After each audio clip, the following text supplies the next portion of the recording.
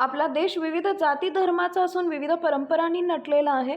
समाजानं संघटित होऊन हिंदू समाजाच्या प्रत्येक न्यायतीनं एकत्र येऊन सर्वसामान्यांची मैत्री करून त्यांचे प्रश्न समजून घ्यावे. त्यामुळेच आपला देश संघटित होऊन एक शक्ती, युक्ती व बळानं मोठा होऊन जगात विश्वगुरू होऊ शकतो. यासाठी सर्व हिंदूंनी संघटित होणं गरजेचं आहे, असं आवाहन राष्ट्रीय स्वयंसेवक संघाचे सरसंघचालक डॉक्टर मोहन भागवत यांनी केलं आहे. गंगापूर येथे शुक्रवार दिनांक 16 रोजी संध्याकाळी 5:30 वाजेच्या सुमारास हिंदू संमेलनाचे जिल्हा परिषद प्रशालेच्या मैदानावर राष्ट्रीय स्वयंसेवक संघाच्या शताब्दी वर्षाच्या निमित्तानं देशातील पहिले हिंदू संमेलन गंगापूर इथं आयोजित करण्यात आले होते. या कार्यक्रमाच्या निमित्तानं सरसंघचालक डॉक्टर मोहनजी भागवत यांनी समाजातील विविध विषयावर प्रकाश टाकत व देशासाठी समाजहितासाठी काय केलं पाहिजे या विषयातून तब्बल 1 तास आपल्या शैलीतून मार्गदर्शन केले. या प्रसंगी प्रामुख्याने देवगड संस्थानचे प्रमुख गुरुवर्य भास्कर गिरीजी महाराज, सरला बेट गोदावरीचे गुरुवर्य रामगिरी महाराज, वेरूळ येथील जनार्दन स्वामी संस्थानचे प्रमुख महामंडलेश्वर शांतिगिरीजी महाराज उपस्थित होते. या प्रसंगी मनीष वर्मा यांनी गुरुवर्य रामभाऊ महाराज राऊत यांनी पाठवलेला संदेश वाचून दाखवला. या कार्यक्रमात महिलांनी पिवळ्या साड्या परिधान केल्या होत्या. कार्यक्रमाचं सूत्रसंचालन अतुल कुलकर्णी, परिचय रविराज दारुंटे यांनी, तर हिंदू महासंमेलनाचे महत्त्व सुनील चक्रे यांनी सांगितले. यावेळी आमदार प्रशांत बंब, माजी आमदार अण्णासाहेब माने यांच्यासह मोठ्या संख्येने सहभागी झाले होते. नियोजक समितीचे अध्यक्ष कृष्णा मनाळ यांनी उपस्थितांचे आभार मानून व पसायदान करून महाप्रसादानं या कार्यक्रमाची सांगता करण्यात आली.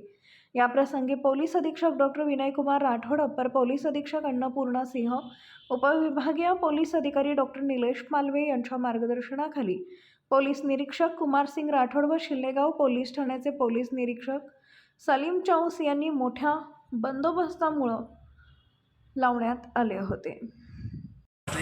हिंदू समाज हा भारत देशाकरता जबाबदार असणारा समाज आहे. भारत देशाचं काही जर बरं वाईट झालं तर त्याचा दास जे स्वतःला हिंदू म्हणवतात त्यांना विचारणे,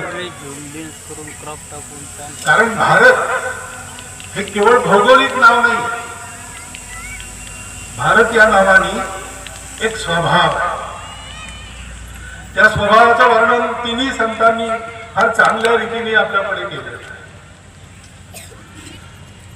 पूजा, वेशभूषा, खानपान, भाषा, जाती उपजाती या सगळ्या विविधता असल्या तरी त्या सर्व विविधतांचा सन्मान स्वीकार करून आपली जी विशिष्टता आहे त्याच्यावर पक्का राहून, मार्ग वेगळे असले तरी ते भांडणाचं कारण होऊ शकत नाही. वेगवेगळ्या मार्गावर चालणारे आपण सगळे मिळून मिसळून राहू अशा प्रकारचा ज्यांचा स्वभाव आहे त्यांना हिंदू म्हणतात. तो स्वभाव भारताचा स्वभाव आहे, परंपरेने चालत आलेला स्वभाव आहे.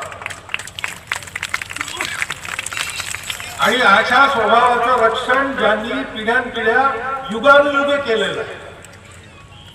परकीय आक्रमण आली, कत्तली झाल्या,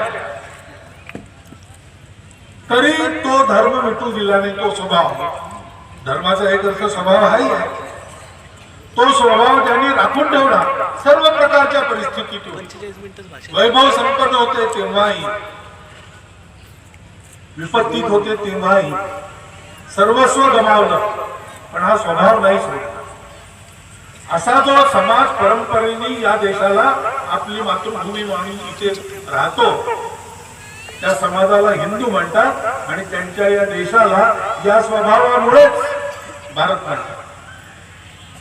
संघ याच्यात एक पहल करेल, पुढाकार घेईल, परंतु अंततोगत्वा हे सर्व समाजाला करावं लागेल. समाजच पुढारी राहील, संघ मदत करेल, अशा प्रकारची स्थिती यावी लागेल. आणि म्हणून हे काम करण्याकरता आजपासून कृती सुरू करण्याची मी आपल्याला विनंती करतो, आपल्याला आवाहन करतो. हे आपलं सर्वांचं काम आहे. आणि हिंदू संमेलनात आपण आलो, अनेक समस्या वगैरे आहेत, संकट आहेत, त्याचा समाचार त्या शक्तीच्या आधारावरच आपण घेऊ.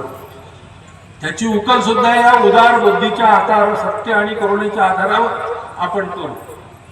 त्यांनी ती होते, बाकीच्यांनी होत नाही. हा आपल्या सगळ्या जगाच्या इतिहासाचा अनुभव आहे. अशा अनेक समस्या आल्या आणि गेल्या, आम्ही कायम राहिलो, बाकी जग त्यात वाहत गेलो, नष्ट झालं.